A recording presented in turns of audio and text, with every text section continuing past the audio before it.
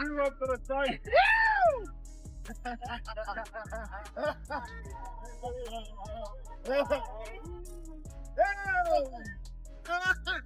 Whoa!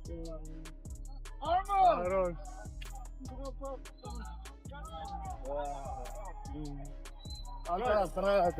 Just keep him in there.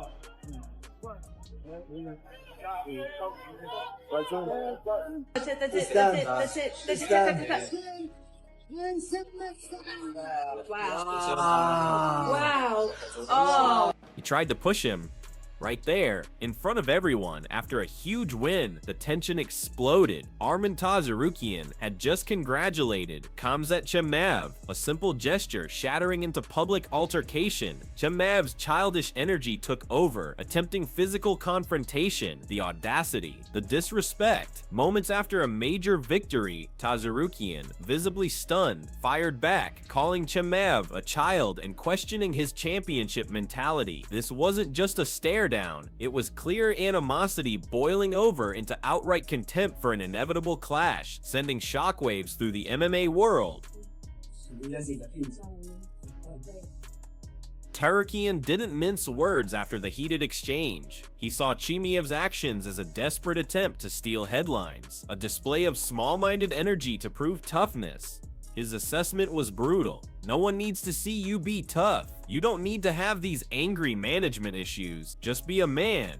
These words, spoken immediately afterwards, painted a clear picture of a division rife with ego and unaddressed tensions. It was a scathing indictment of perceived immaturity from a supposed champion, setting the stage for more drama.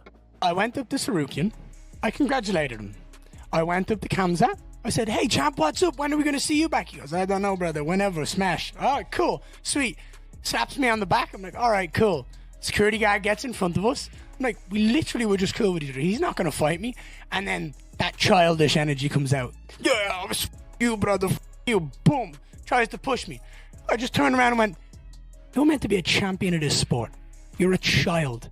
You're taking away from your friend's win over here. How about you calm down, slow down, and have a bit of respect for your friend over here rather than trying to steal the headlines. Do you want the honest truth? It's little dick energy. I need to show the world I'm tough. I need to show you're the champion of the world. No one needs to see you be tough. You don't need to have these anger management issues. Just be a man. Sorry. I'll get him one day. We're all going to try grab a hold of my legs. Born little. I'm not going to get. Don't get me started. Wow.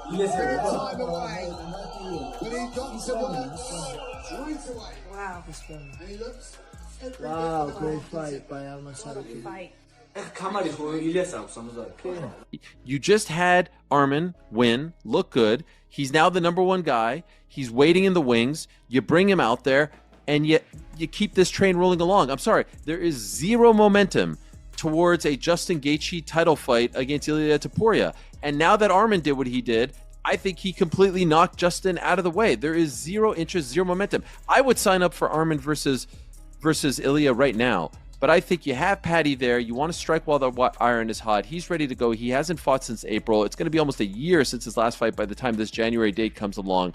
Do Ilia versus Paddy. You saw the little run-in. You see the animosity there. Do that in January. Have Arman in the front row. He fights the winner. And now the lightweight division is back rolling like it was when Islam was. He's going head and arm. One of his best moves, head and arm choke. And it's deep. God, that's GG's. That is GG's, I think. Oh, God, look at his head. Not good. Not good. Tsarukyan's a fucking beast. Wow. You didn't take a lot of damage tonight. Is there a chance if they said to you, hey, you can fight for the belt, but it has to be in January, could you turn around that fast? Of course. I can rest 1 week, fly to US and stay there 2 months. It's enough time to get ready. And I didn't get any injured, thank God. And they have to say that. And hopefully on Tuesday they announced that fight, and me fighting main event with Topuria when it's gonna be in Vegas or in Los Angeles. So I'm ready. I gotta take that chance, and I have pretty time to get ready. Okay, so here's the thing, guys. This is actually a gift from the gods for the UFC. Like, this has all worked out so perfectly for them because, look, Ilya hasn't fought since June. He should be ready to go. Paddy very clearly is ready to go. He hasn't fought since April, his win over Michael Chandler. The best way, we continue to say, of the people available, the best way to debut the Paramount Plus era in 2026, first show of 2026, rumored to be at T-Mobile Arena in Las Vegas, January 24th. I'm calling it a PLE numbered event. You know, they're going to keep those, title fights on the number of events we suspect. The best way to start this is Ilya versus Paddy. Are you a little bit disappointed that this week Ilya didn't seem to want to have anything to do with you? I mean, I didn't want to mention too much Ilya because I was focused on my fight. But after today, I'm gonna try to again create some crazy videos that are gonna be viral and try to make a joke, and to bring a lot of eyes for that fight because it's like a media sport too. You gotta be a good fighter and a good showman. Hopefully on Tuesday they announce that fight and me fighting main event with Topuria when it's gonna be in Vegas or in Los Angeles. So I'm ready. I gotta take that chance and I have pretty time to get ready. In my mind goes like I can strike with him on the long distance, but whenever he wants to try to box me and to throw his hard punch, at that moment I'm gonna shoot and take him down. So I believe myself and I know I can beat him so easy as well. Performance was crazy like we accept. I knew it's gonna be finished, but I wanted to wait, so don't say that. I went for it. I like we accepted, So Arman is the best, so he's the number one. He's the champion. He's the athlete. I believe this guy is one of the best fighters in the world. He has to fight for them. But wait, the drama just got even sweeter for the UFC. This entire situation is being hailed as a gift from the gods, perfectly orchestrating the lightweight division's future, with Ilya Topuria not having fought since June and Paddy Pimblett ready since April. The timing for a massive clash couldn't be better. The rumor mill is already churning about a January 2026 debut for the Paramount Plus era, possibly at the T-Mobile Arena in Las Vegas. This isn't just a fight, it's a planned spectacle designed to launch a new era with an explosive main event.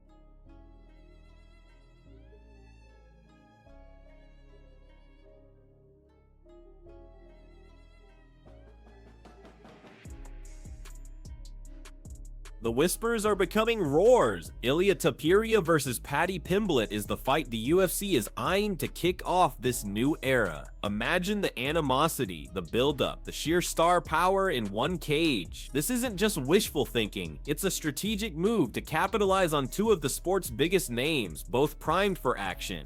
The buzz and potential for fireworks are aligned for an epic showdown. The UFC knows how to make moments, and this planned January event promises an immediate jolt to the lightweight landscape. Dan, clearly, you guys are fired up. What should these people expect tomorrow night? Let's go, but I love it. Bring it on. I'm here with the #1 ranked lightweight fighter on the planet, Arman Tsarukyan. Arman, what are you going to show these people tomorrow night? I'm going to show great knockout. And this perfect storm had an immediate devastating effect on another top contender. Justin Gaethje, once seemingly in line for a title shot against Ilya Topuria, has been completely knocked out of the picture. According to insiders, there is now zero interest, zero momentum for that matchup. Arman Tsarukyan's dominant win, combined with the unfolding drama, shifted the entire narrative. Gaethje's championship aspirations took a sudden unforeseen hit, proving how quickly fortunes change in the cutthroat UFC lightweight division. One win, one moment, and the hierarchy reshuffled.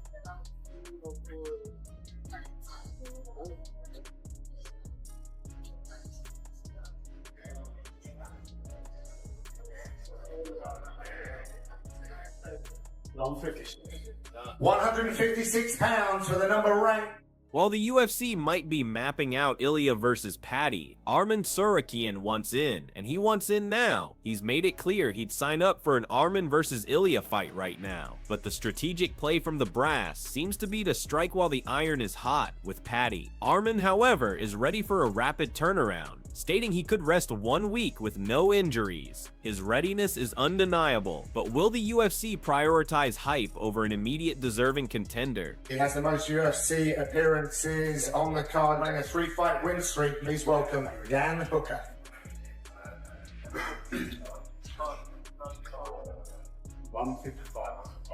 155.5 pounds for the number 6 ranked Dan the Hangman Hooker. Tsarukyan also revealed a subtle yet telling tension with Ilia Topuria. He admitted disappointment that Ilia didn't seem to want to have anything to do with him before his fight. Arman initially focused on his opponent, but now he's ready to turn up the heat. He plans to create some crazy videos that are going to be viral and try to make a joke, all to bring a lot of eyes for that fight. This isn't just about fighting, it's a media sport, and Arman is stepping into the showman role with calculated precision. You know, you tell them what you want, and I was like, just walked up to them, and I'm like thinking, I'm going, I don't know how you think you want me to say this, but I was like, let me slap Arman. I was like, I'm sure you don't like him either. I was like, let me slap the out of this kid, please. I begged both of those guys to put this fight together. I'm the one that made this happen. Arman is already dissecting a potential showdown with Ilya, outlining a clear game plan. He believes he can strike with him on the long distance, but if Topuria tries to close the gap and box me and throw his hard punch, Tsarukyan has a counter ready. I'm going to shoot and take him down. His confidence is palpable, declaring, I know I can beat him so easy as well. This isn't just talk, it's a strategic blueprint from a fighter convinced he has all the answers. The mind games have officially begun. Like they all want to talk to me, they all want to interview me. Journalists and stuff like that. I've had investigative journalists, which means they're sneaking around, just trying to f you. Before all this post-fight drama, the Arman Tsarukyan versus Dan Hooker fight delivered fireworks from the very first face-off. Arman walked straight in, pressing his forehead into Dan's, a brief headbutt instantly forcing security to intervene. Neither man flinched, neither backed down. The tension was palpable. This wasn't manufactured hype, it was a raw, undeniable stare-down signaling. Both fighters arrived with real intentions, ready for an all-out war in the octagon, foreshadowing the intensity to come. Yeah, the card is stocked, main event is great, and maybe a couple first round is gonna be boring, but then the third and the first round is gonna be knocked out. After that electric face-off, Dan Hooker remained remarkably cool, stating he was genuinely excited and dialed in for a wild fight. Arman Tsarukyan, however, doubled down on his aggressive promise. He declared he was chasing the knockout, viewing this win as the final step before securing his coveted title shot. The contrasting mentalities set the stage, one embracing chaos with calm confidence, the other driven by unyielding pursuit of a definitive finish and championship glory. Stakes were unmistakably high, with careers on the line. I mean, we don't like each other, so I wanna smash his face, and maybe he wants to do the same, and that's why we go there and just kill each other during the fight. He's gonna try to kill me on the feet, I'm gonna try to kill him on the ground. The weigh-ins offered another glimpse into the fighters' psyches. Arman Tsarukyan stepped on the scale at a solid 56 pounds, radiating calm and composure, looking every bit like a man one win away from a title shot. Dan Hooker followed, hitting 155.5 pounds, appearing loose, confident, and utterly unfazed. No hesitation, no visible nerves, just a seasoned veteran showcasing readiness to meet Arman head-on. This quiet confidence from both men intensified anticipation, revealing two perfectly conditioned warriors prepared for battle. Как тебе этот бой против Дэйна Хукера? Что-то опасное представляет он? Каждый боец топы всегда опасность представляет, но не наш уровень дорог. Dan Hooker's mindset was particularly telling. He openly acknowledged that many top contenders had actively avoided Arman because of the danger he brings. Yet, Hooker did the exact opposite, stepping forward and going directly to the matchmakers to secure the fight himself. This wasn't just about taking a challenge, it was about confidence he could defeat Arman and derail the division's plans. For Dan, this was embracing the toughest test, a path others refused to walk. It showcased a true fighter's spirit, unafraid to face the biggest threats. Как сказать, тот же такой же сценарий, как у меня, когда перед боем, и во время боя останавливал, где надо заряжал, словами поддерживал. Нас поймут те, кто той же работает, понимаете. Israel Adesanya highlighted a powerful old-school detail about Dan Hooker. He has never laid a hand on any championship belt. Hooker confirmed this, explaining his belief that you never touch a belt you're still chasing. In his view, you only hold the gold when it's truly yours, earned in the octagon. Adesanya saw this as real dedication, a mindset you don't see often anymore. This deep-seated respect for the championship underscored the true gravity of the moment for Hooker, revealing a profound commitment to the purity of the sport. Не очень, но примерно какой ты ждешь выход от Армана? Ну, если пройдет все раунды доминированы. А если, дай бог, что быстрее выиграл красиво, чтобы сразу могли это поезд забрать. Без травм, чтобы все быстро закончилось. В любом случае, Арман всегда готов. Arman Tsarukyan also shared his prediction for how the Hooker fight would unfold. He called the main event great and expected the first couple of rounds to start slow. However, he anticipated a significant spike in action as the fight progressed, boldly predicting that by the third round, someone's getting knocked out. He emphasized the real tension, admitting Hooker would come hunting for a knockout, but Tsarukyan planned to counter by dragging him into deep waters on the mat. This clash of bad blood and contrasting styles was destined for explosive results. He didn't say shit, eh? He's quite a serious little fellow, isn't he? I don't know. I was just staring at him, and I don't know. He's quite small. He's smaller than I thought he was going to be. Maybe he's drawn. Adding another layer to the story, Khamzat Chimaev, despite their later confrontation, had joined Arman Tsarukyan for his training camp. Khamzat exuded confidence when asked about Dan Hooker's danger, admitting every top fighter has threats, but clearly stating, in his view, Dan wasn't operating on their level. Khamzat described how he fires Arman up before a fight, locking him into that killer mindset. This mutual fuel system, where Arman had also played the same role for Khamzat in past camps, reveals a complex relationship, even amidst personal clashes. Let him win me, and I'm not thinking about that. He does same, you know. We go there for the victory, but if you compare skills and who I fought, who I win, I'm in the right spot, you know. That's why I'm a number one contender. And he lost his all opportunities with good fighters, you know. It's Poirier, it's Islam, it's what's the guy name from US? Chandler? From Miami. Chandler? Yeah, Chandler. He had good fights, but he lost his opportunities.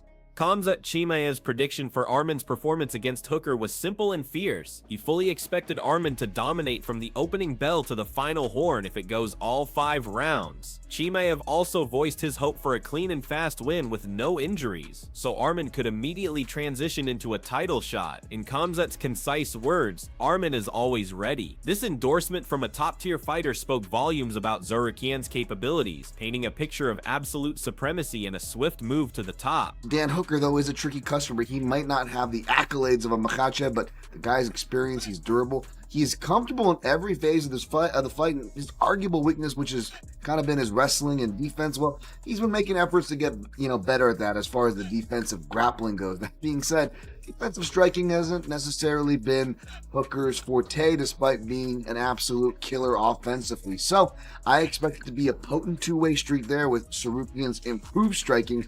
Coupled with his wrestling, I get why he's the favorite. Interestingly, Dan Hooker shared a nuanced observation from their pre-fight face-off. He described it as surprisingly quiet, noting Arman didn't talk or do anything dramatic, just stood there all serious. Hooker admitted he spent most of the moment studying him, and noticed Arman looked smaller than expected, even though he's likely strong. His words, "He's just smaller than I thought he was gonna be." may be strong. This candid assessment revealed Hooker's tactical approach, dissecting his opponent for any physical advantage or psychological tell. Wrestlers, I made the same mistake fighting Islam Makhachev. When I'm fighting Islam in a couple of weeks, I'll just defend.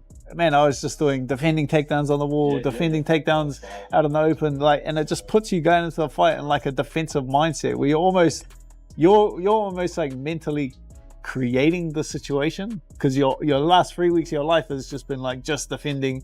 It's like, but that's not how. Arman Tsarukyan didn't hesitate to highlight the disparity in their resumes. He asserted that while both men show up to win, the gap in their resumes tells the real story. Arman confidently stated he's beaten high-level contenders, which is why he feels he's the rightful #1. In sharp contrast, he pointed out that Dan Hooker lost his all opportunities in big fights against top names like Islam Makhachev, Poirier, and Chandler. This brutal honesty underscored Arman's belief in his own elite standing and the clear path he's forged to the top. That's how I'm not going to lose the fight, but it's not how I'm going to win the fight. I'm going to win the. Despite Arman's confidence, fight analyst Dan Tom injected a note of caution.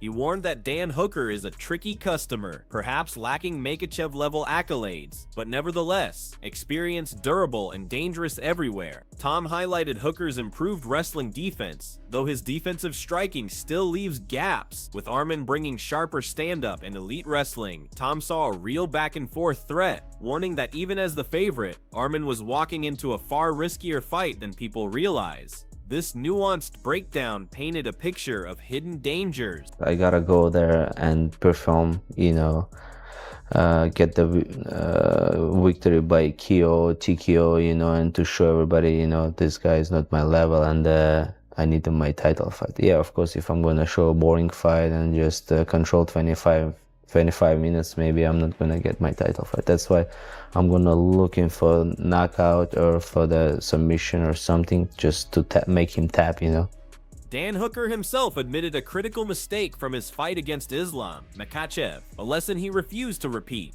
He confessed that weeks of only defending takedowns put him in the wrong mindset, making him enter the fight thinking defensively. Drilling nothing but escapes conditioned him to react instead of attack, which, as he wisely noted, isn't how you win. This honest self-assessment revealed a fighter who learns from setbacks, determined not to repeat a strategic error against a grappling-heavy opponent like Arman.